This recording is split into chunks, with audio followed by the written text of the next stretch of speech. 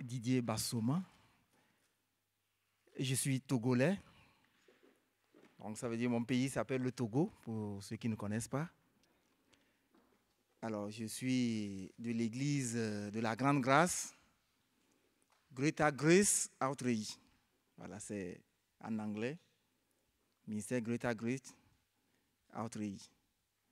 Alors, en français, c'est l'église de la Grande Grâce. Alors, je suis un des pasteurs assistants de notre pasteur Paul, qui est à Lomé. Voilà, je travaille pour le compte de l'État. Je viens de Genève où j'ai participé à la conférence internationale du travail. Et j'ai fait un tour pour voir Florent, mon fils, et puis vous saluer. Et je vous ai apporté le soleil de l'Afrique, la chaleur de l'Afrique. Non, il va rester. Mais je vais repartir avec la fraîcheur qu'il y a ici. Pour moi, c'est la température idéale. Alors donc, je suis honoré d'être au milieu de vous ce soir et je vous remercie pour l'accueil. Et je voudrais aussi remercier Pasteur Bruno pour ce privilège qu'il me fait ce soir. Merci beaucoup. Okay. Alors, j'enchaîne. J'enchaîne? Oui, allez-y. Ok. Voilà, donc merci beaucoup. C'est un grand honneur, c'est un grand privilège d'être là ce soir et puis de partager le pupitre de Pasteur Bruno.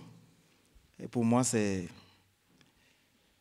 pas quelque chose d'acquis, c'est une grâce.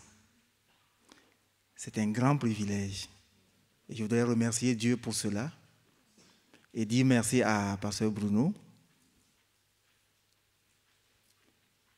Je suis honoré, je suis ému. Parce que je ne pouvais pas imaginer ces moments. Et je crois que c'était préconnu par Dieu. Et c'est pour ça que je lui donne gloire. Merci aussi à vous qui m'accueillez. Et qui allez m'écouter ce soir. Ne faites pas beaucoup attention à mon français, je l'ai appris. Je l'ai appris. Alors, je voudrais aussi remercier l'Église pour l'accueil que vous avez réservé à Florent. Ça fait quelques années qu'il est avec vous. Et il s'épanouit, je vais bien croire. Grâce à vos soins, à votre amour et à tout ce que vous lui apportez comme réconfort. Merci beaucoup.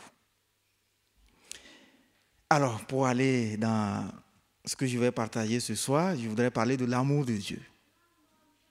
Je voudrais parler ce soir de l'amour de Dieu. Cet amour dont nous avons tous besoin. Parce que Carl Stevens, le fondateur de notre ministère, disait ceci. Le premier besoin dans la vie d'un homme, c'est d'être aimé par Dieu. Le deuxième besoin dans la vie d'un homme, c'est d'être aimé par Dieu. Et le troisième besoin dans la vie d'un homme, c'est d'être aimé par Dieu. Et je pourrais dire ce soir aussi, le quatrième besoin dans la vie d'un homme, c'est d'être aimé par Dieu. Notre besoin, ce n'est pas l'argent, ce n'est pas la position, ce n'est pas le travail, ce n'est pas les habits, mais c'est d'être aimé par Dieu. C'est l'amour de Dieu. Parce que dans l'amour de Dieu, nous avons tout. Nous trouvons tout ce dont nous avons besoin pour être guéris, pour être réconfortés, pour avancer dans ce monde qui est plein de problèmes. Alors, l'amour de Dieu, c'est notre plus grand besoin. Dans 1 Jean 4, le verset 10, il est dit que et cet amour consiste non point en ce que nous avons aimé Dieu, mais en ce qu'il nous a aimés et a envoyé son Fils comme victime expiatoire pour nos péchés. Alléluia. Cet amour consiste non pas à ce que nous avons aimé Dieu. Nous ne pouvons pas prétendre aimer Dieu. On n'est pas capable d'aimer Dieu. Dans Isaïe 53, verset 6, nous étions tous errants, comme des brebis. Chacun suivait sa propre voie. Lorsqu'il est question que quelqu'un erre, c'est une personne qui est en détresse. C'est une personne qui est égarée, qui est dans la confusion, qui ne se retrouve pas et qui est dans le besoin. Nous étions tous errants et chacun suivait sa propre voie. Dans Romains 3, verset 11, il est dit que nul n'est intelligent et nul ne cherche Dieu, au point de prétendre aimer Dieu. Si aujourd'hui nous l'aimons, comme le dit l'apôtre Jean, dans Jean 4, verset 19, c'est parce que lui, il nous a aimés le premier. Ces versets de Ésaïe et de Romains font ressortir notre plus grand besoin. L'amour de Dieu. L'amour de Dieu. Et encore l'amour de Dieu. Être aimé par Dieu. Être aimé par Dieu. Et encore être aimé par Dieu. Amen.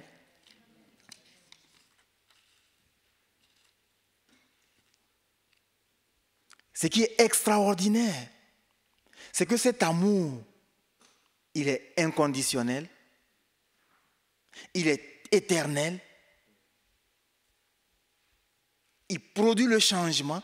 C'est l'amour de Dieu qui nous transforme. C'est lui qui produit en nous le changement. Et il n'échoue jamais. Il est dit que même si vous allez faire votre lit aux portes de l'enfer, son amour viendra vous chercher.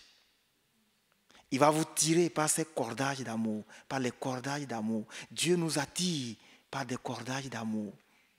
Lorsque nous nous égarons, lorsque nous quittons la voie, il nous attire par des cordages d'amour.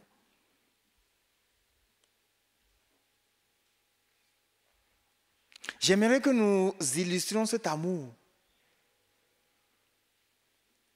en choisissant l'exemple d'un homme dans la Bible. Et cet homme, il représente toi et moi ce soir. On peut se retrouver dans cet homme. Tournez avec moi dans 2 Samuel 9. On va lire une histoire que vous connaissez. C'est l'histoire de Méphibosheth, le petit-fils du roi Saül. 2 Samuel 9.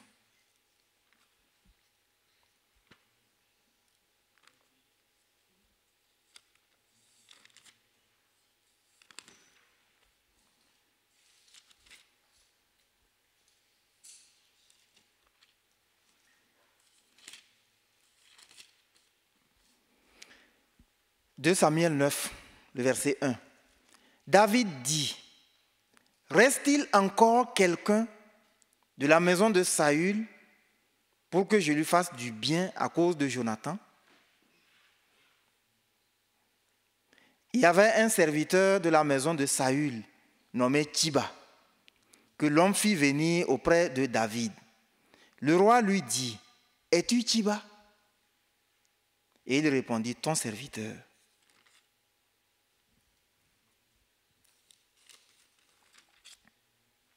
Le roi dit, « N'y a-t-il plus personne de la maison de Saül pour que j'use envers lui de la bonté de Dieu ?»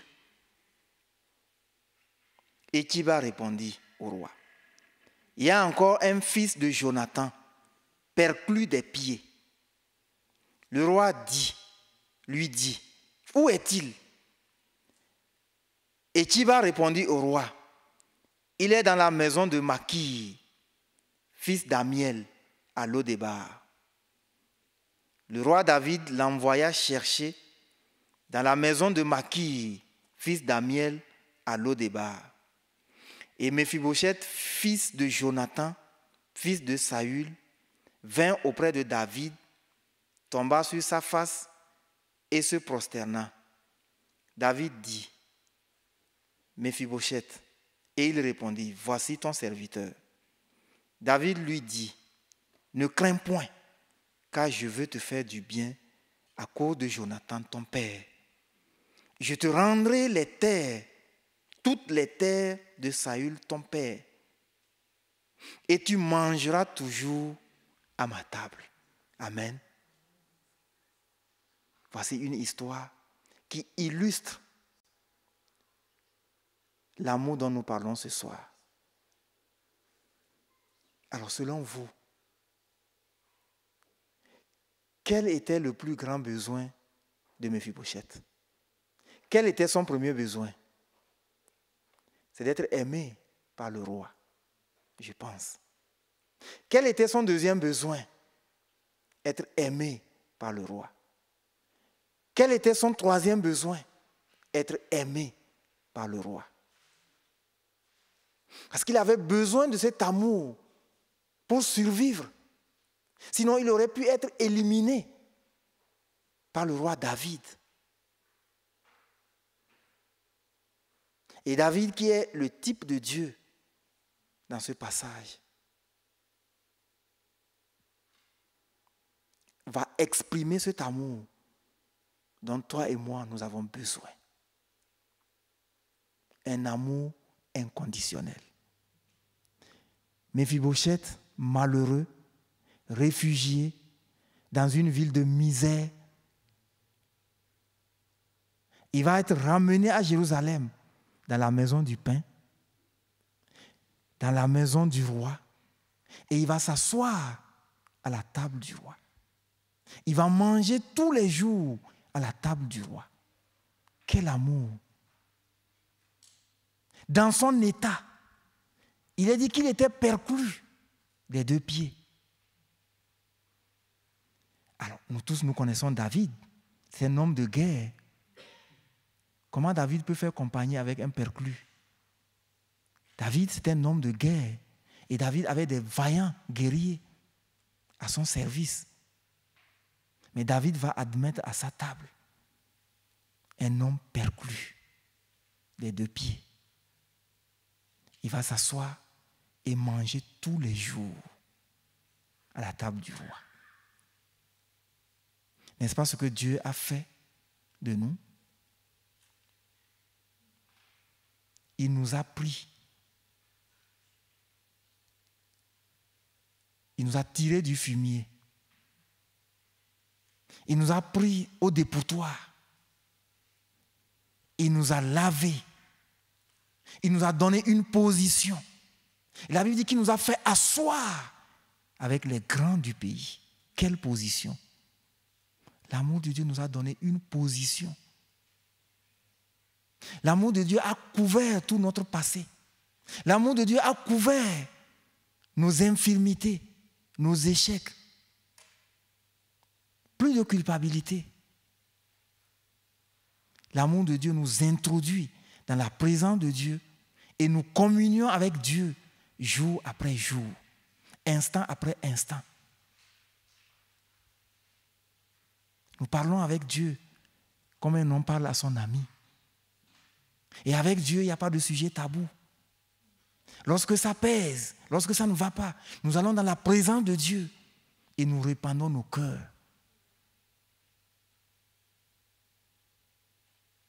Quel amour Dieu nous a témoigné. C'est un amour éternel. Ce n'est pas un amour pour un temps. L'amour humain est pour un temps.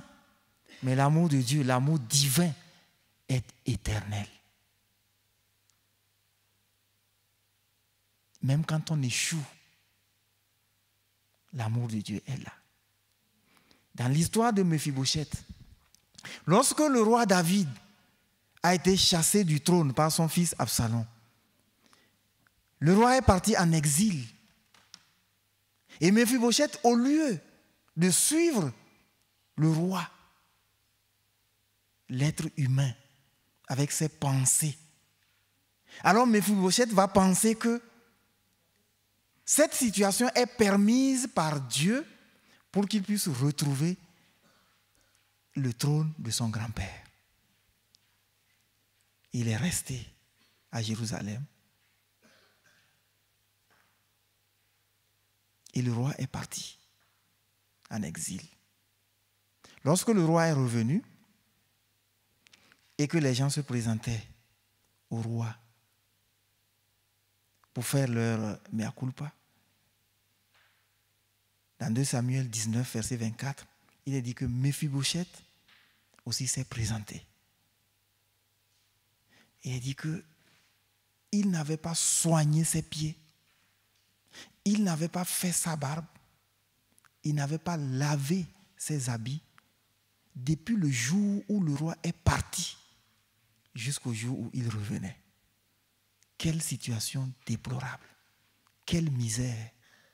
Et le roi le voit, il dit, mais Méphibosheth, mais pourquoi tu n'es pas venu avec moi? Pourquoi? Et Méphibosheth va commencer par argumenter. Et au verset 29, il lui dit,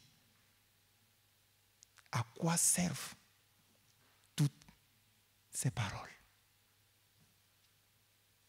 Il va lui exprimer un amour inconditionnel.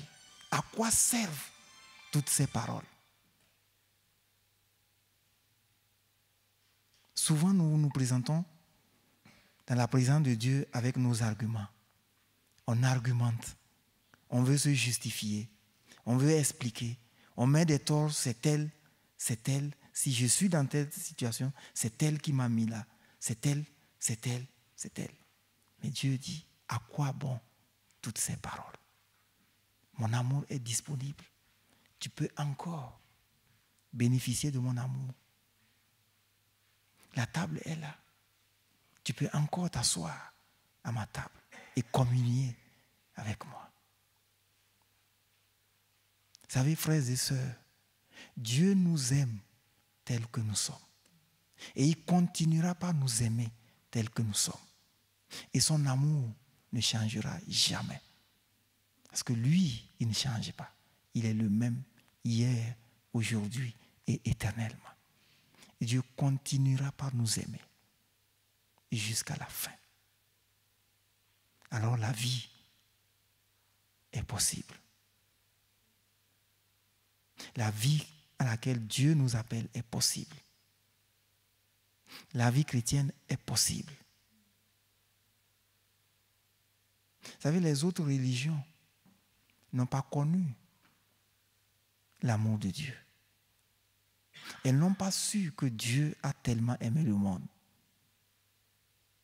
Et elles se font des échelles pour toucher le ciel. Mais nous sommes à la bonne place. Et nous bénéficions de son amour. Et son amour nous guérit. Son amour prend soin de nous jour après jour. Alors ce soir, notre premier besoin, c'est d'être aimé par Dieu. Notre deuxième besoin, c'est être aimé par Dieu. Et notre troisième besoin, c'est être aimé par Dieu. Amen. Voilà, que Dieu vous bénisse.